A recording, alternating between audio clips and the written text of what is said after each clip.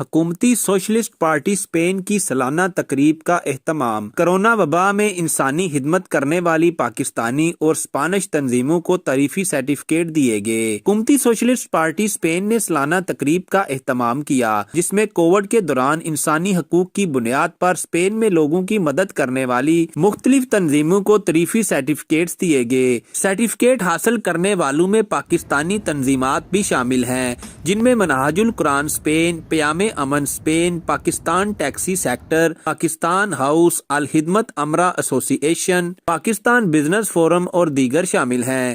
تمام تنظیمات نے socialist party کے سینئر حافظ عبدالرزاق صادق اور سوشلسٹ پارٹی اسپین کا شکریہ ادا کرتے ہوئے کہا کہ ہم مشکور ہیں کہ سوشلسٹ پارٹی نے ہمیں عزت دی۔ اس سے پہلے پاکستان قونصلیٹ کے زیر اہتمام منعقدہ ایک تقریب میں بھی بارسلونا کے گورنر نے پاکستانی تنظیمات کو خراج تحسین پیش کیا تھا۔ رپورٹ ممتاز سہوترا، GNI نیوز اسپین۔